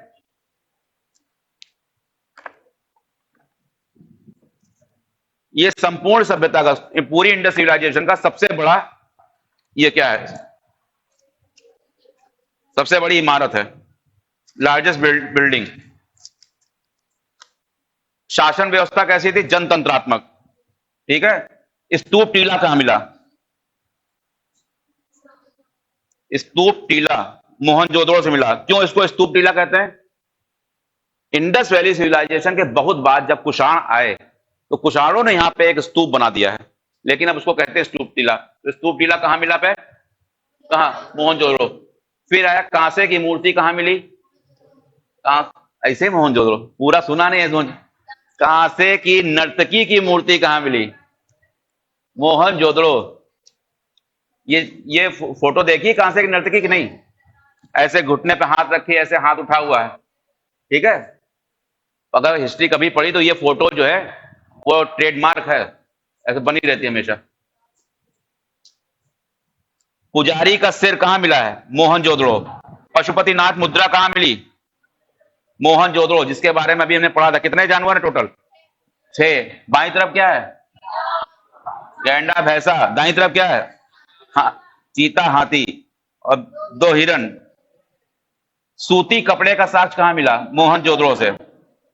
घोड़े के दांत कहां मिले? मोहनजोदड़ो से। और घोड़े का स्केलेटन कहां से मिला? सही बोल रहा है, सुरकोदड़ा। Very good. घोड़े का स्केलेटन कहां मिला? सुरकोदड़ा, ओनली प्लेस है। फिर आओ चनहुदड़ो। इसकी खोज की अर्नेस्ट मैके ने। इसको तुमको समझना नहीं है, लिखना नहीं है, अब कल मिल जाएगा, जो समझाने वाला बता देंगे। और एक है झूकर संस्कृति। झूकर संस्कृति है हड़प्पा के काल में ही, ये इस क्षेत्र में फैली थी, चनहुदड़ो में। तो झूकर संस्कृति का एरिया कौन सा था? चनहुदड़ो। लिपस्टिक के साक्ष्य कहां पाए गए? जब वो पढ़ा रहे थे समाज हड़प्पा कालीन, तो उसने बताया था ना कि वो लिपस्टिक लगाते तो कहां है? चनहुदड़ो में। लोथल। लोथल के बारे में क्या जानते हो? वो पीछे बैठे हैं, हा? डॉकयार्ड, बंदरगाह। यही फेमस क्वेश्चन यही आता है। किसने खोजा था लोथल को? ये भी इंपॉर्टेंट है, SR राव। जहाजों की गोदी या डॉकर सबसे प्रमुख विशेषता है, और ये अकेला प्लेस है जहां की खिड़कियां उल्टा चलती थी। मतलब दरवाजे खिड़कियां किधर? मुख्य सड़क की तरफ खुलते थे। अभी तक क्या था? गलियों की तरफ खुल रहे हैं, अब क्या ये मुख्य सड़क खुलते हैं। चालाक लोमड़ी की कहानी वाली मुद्रा यहां पाई गई। चालाक लोमड़ी वाली कहानी सुने नहीं? सुने नहीं? सुना नहीं? सुनाएंगे नहीं हम। शॉर्ट में कि एक लोमड़ी बड़ी भूखी थी, उसने देखा कौवा जो है रोटी का टुकड़ा लिया, कहा बहुत अच्छा गाते हैं। अब याद आ गया। फिर कालीबंगा। कालीबंगा का लिटरल मीनिंग क्या होता है? काली चूड़ियां। ठीक है, काली चूड़ियां। राजस्थान के गंगानगर में है, अमलानंद घोष ने खोजा। और यहां पे जो सबसे इंपॉर्टेंट ये है, ये प्लाउड फील्ड मिले यहाँ पे, जुते हुए खेत। और कम से कम 2-3 साल में क्वेश्चन आता जरूर है, जुते हुए खेत का साक्ष्य कहां मिलता है? प्लाउड फील्ड का साक्ष्य कालीबंगा। एक साथ 2 फसलें पैदा करने का साक्ष्य कहां मिलता है? कालीबंगा। और इसकी खास प्रणाली का जो विश्व में सबसे प्रसिद्ध था कि इंडस वैली सिविलाइजेशन काहे के लिए प्रसिद्ध है? जल निकास, ड्रेनेज सिस्टम। और वो यहां नहीं था, वो यहां नहीं था। हवन कुंड या अग्नि वेदिकाएं वेरी इंपॉर्टेंट है। हवन कुंड या अग्नि वेदिका या फायर पिट्स कहां मिला? कालीबंगा। लोथल में भी मिला है, बनावली में भी मिला है, लेकिन पूछा जाता है कालीबंगा आंसर। फिर बनावली। बनावली कहां पे? हरियाणा के हिसार प्रांत में, हरियाणा के हिसार प्रांत में रविंद्र सिंह बिष्ट ने इसकी खोज की। इसमें भी जल निकास प्रणाली का अभाव है।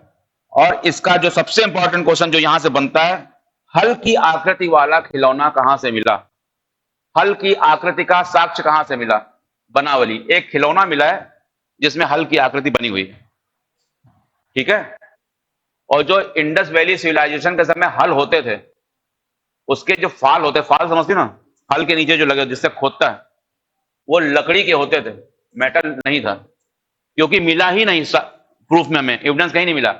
अगर हल मिला है तो फाल तो होगा ना, हमें उसका एविडेंस नहीं मिला। इसका मतलब वो ऐसी चीज का बना होगा जो नष्ट हो गई। अगर वो मेटल होता तो हमें मिलता, इसका मतलब वो लकड़ी का बना होगा।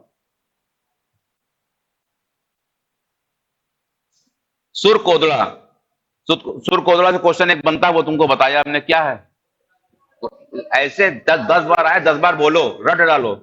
घोड़े की अस्थियां, स्केल्टन। रंगपुर, रंगपुर जो सबसे इंपॉर्टेंट, कोई पीछे बोला, कौन बोला? चावल का साग, धान की खेती। Dholavira, Dholavira UP public service commission का बड़ी प्रिय स्थान है।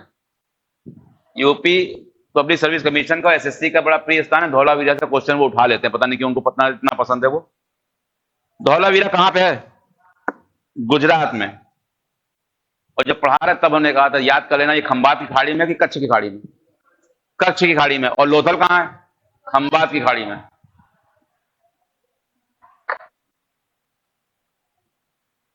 भारत का सबसे विशाल इंडस वैली सिविलाइजेशन का एरिया धौलावीरा ही है। ये इंपॉर्टेंट है, जो भारत के अंदर। बाकी अब कहां चले गए हैं? पाकिस्तान में। प्रेजेंट टाइम में, प्रेजेंट इंडस वैली सिविलाइजेशन के जितने भी साइट्स हैं, उसमें जो इंडिया में है, जो इंडिया में, उसमें सबसे बड़ी साइट कौन से? धौलावीरा। इसका एरिया सबसे बड़ा है। और दूसरे नंबर पे है राखी गढ़ी।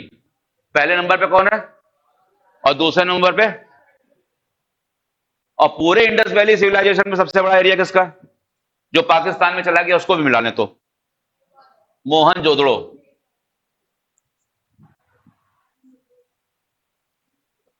और दूसरे नंबर पे हड़प्पा। और तीसरे नंबर पे गनेड़ी वाल। और चौथे नंबर पे धौलावीरा। इसका मतलब पूरे एरिया वाइज धौलावीरा किस नंबर पे है? चौथे पे।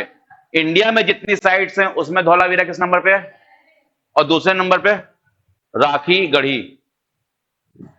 इसमें एक साइन बोर्ड मिला है, और ये साइन बोर्ड कई बार पूछा गया कि साइन बोर्ड कहां से मिला है? धौलावीरा से। इसमें 17 इंडस स्क्रिप्ट के अक्षर मिलते हैं। और यहां पे सफेद पत्थर बहुत बहुत ज्यादा मिले हैं, बहुतायात से। इतना 12 बज रहा है, इतना क्लियर हो गया। अभी कितना टाइम बाकी है हमारे पास? टाइम हो गया, बाकी है 10 मिनट बाकी है। क्वेश्चन निकालो, 10 मिनट सब पूरे हो जाएंगे। जो कल दिए हैं वो क्वेश्चन निकालो।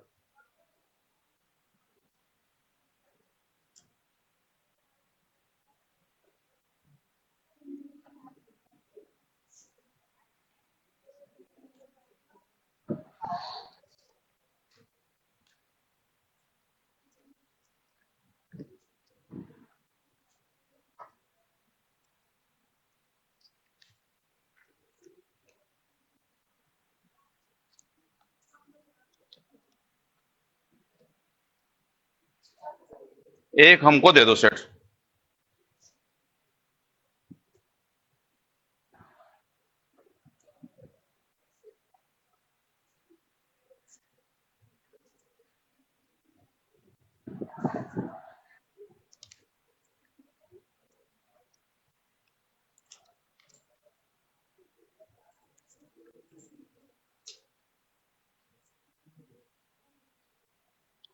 वो क्वेश्चन एक, ये एक हमको दे दो।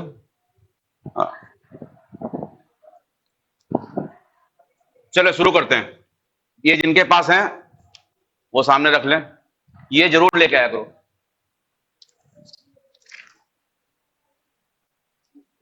चलो शांत से बैठ जाओ और एक एक क्वेश्चन कर दो।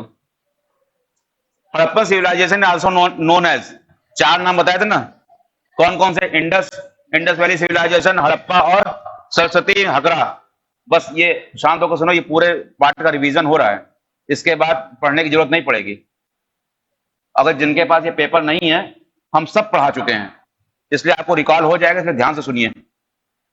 Indus civilization existed in the किस काल के इंडस सिविलाइजेशन है? Proto history. ओके, जो पढ़ाया है वही क्वेश्चन आ रहे हैं, देख लो। Indus valley civilisation is was known non Aryans because it was a urban civilization. Indus valley civilization कैसी थी? अर्बन। और आर्यन सिविलाइजेशन कैसी थी? ग्रामीण। ये छोड़ दो, अकॉर्डिंग टू चचनामा छोड़ दो। The important reason to keep Indus valley civilisation before Aryan civilisation potteries. जो बर्तनों की बनावट, बर्तनों का स्ट्रक्चर, उसको देख के लगता है कि वैदिक आर्य वाली वैदिक सभ्यता बाद में आई है और आर्य सभ्यता पहले आई है। तो इसका अनुमान सबसे बेहतर ढंग से कहां लगता है? पॉटरीज से। The Indus Valley civilization was different from the Vedic civilization because it had amenities of the developed city. यहाँ पे उन्नत शहर थे, जबकि आर्य में ग्रामीण थी। It has a pictographic script. Indus valley civilisation पर अपनी स्क्रिप्ट थी, आर्यों के पास स्क्रिप्ट थी नहीं थी, वो बोल करके एक दूसरे को याद कराते थे। ठीक है। It lacked knowledge of iron. Indus valley civilisation के पास आयरन का कोई ज्ञान नहीं था। अगर थक गए हो तो बंद कर दें कुछ, ठीक है, कर लो तो ये चैप्टर खत्म हो जाएगा। The source of knowledge about the Harappa civilisation, archaeology excavation. क्यों? हाँ, क्योंकि ये प्रोटो हिस्ट्री है। अगर रिटन एविडेंस हैं भी तो भी हम पढ़ नहीं पा रहे हैं। इंडस वैली सिविलाइजेशन अर्बन है। लेटर वैदिक सिविलाइजेशन क्या है? एग्रेरियन है। डिग वैली सोसाइटी सिविलाइजेशन क्या है? पेस्टोरियल, मतलब पशुचारण। हिंदी में सुन लो, इंडस वैली सिविलाइजेशन शहरी सिविलाइजेशन है। लेटर वैदिक सिविलाइजेशन उत्तर वैदिक काल क्या है? कृषि कृषि प्रधान है। ऋग वैदिक काल क्या है? पशुचारी है, पेस्टोरल। और मेडवल पीरियड क्या है? लैंड सिस्टम या सामंतवाद जिसको कहते हैं। The main source of the knowledge about the inhabitants in the Indus valley civilisation is the discovery of, इसको भी छोड़ दो। हमें इंडस वैली सिविलाइजेशन के बारे में सबसे ज्यादा जानकारी कहां से मिलती है? सील से। सील मतलब मुद्रा, मुद्रा कहते हैं, मोहर। The correct match recording the origin of the Harappa. मैके ने क्या कहा? माइग्रेशन। मैके ने कहा ना था कि सुमेरियन संस्कृति वालों ने यहां आके बसाया है, पढ़ाया है। वही ये कह रहे हैं, मैके ने कहा कि इसको सुमेरियन सभ्यता के लोगों ने बसाया। शांत रहो। मॉर्टिमर, 10 मिनट की बात है, खत्म हो जाएगी। मॉर्टिमर व्हीलर ने कहा क्या क्या? माइग्रेशन आइडिया ऑफ सिविलाइजेशन छोड़ दो इसको। अमलानंद घोष ने क्या कहा? वो जब पढ़ा रहे थे कि धीमे धीमे करके ग्रामीण संस्कृति से आगे बढ़ी, तो उसको हमने बताया था इसमें कौन कौन है? अमलानंद घोष है और रोमिला थापर भी हैं, वो लिखा है आपके नोट्स में। The earliest evidence of silver in India is found in. चांदी का सबसे पहला साक्ष्य भारत में कहां मिलता है? हड़प्पा सिविलाइजेशन में। और लोहे का साक्ष्य सबसे पहले भारत में कब मिलता है? उत्तर वैदिक आर्य। ठीक है। पहली धातु जिसका मानव ने इस्तेमाल किया, copper. The colour which was the commonly used in the Harappan poetry, very important. Harappa काल के मृत भांडों में सबसे ज्यादा किस कलर का इस्तेमाल? Red. The beginning of ideal worship is the considered in. मूर्ति पूजा सबसे पहले कहां शुरू हुई? प्री आर्यन युग, यही हड़प्पन। आउट ऑफ द, चलो इस वक्त तुम टाइम हो रहा हमारे भी, इसको तुम लोग घर से पढ़ाना, कल कर लिया और घर से पढ़ के आना, उसमें देखोगे लगभग सारे क्वेश्चन तुम्हारे अपने आप हो जाएंगे। और फिर मैं कह रहा हूं इसके बाहर कोई क्वेश्चन आना नहीं। इसके तो पढ़ना क्या क्या है, वो नोट्स पढ़ने और इसको लगा लेना, बस इतना ही करके जाना है। क्योंकि केवल हिस्ट्री नहीं पढ़नी है, सारे सब्जेक्ट बराबर पढ़ने हैं, सब पे ध्यान दो। ठीक है, ओके। जिनके पास ना हो फोटो कॉपी करा लें।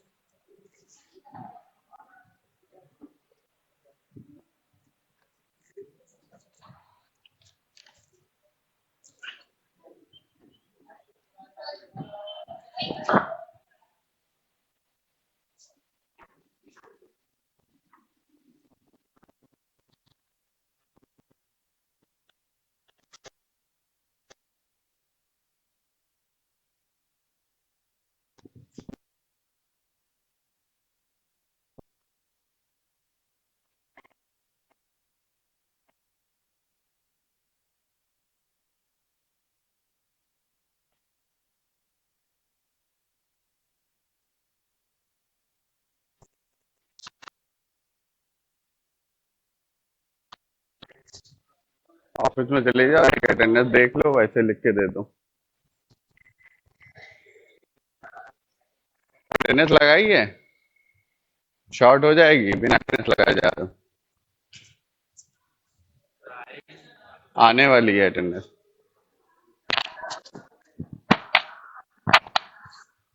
अटेंडेंस शॉर्ट हो जाएगी बेटा, तुम लोग बिना अटेंडेंस के जा रहे हो।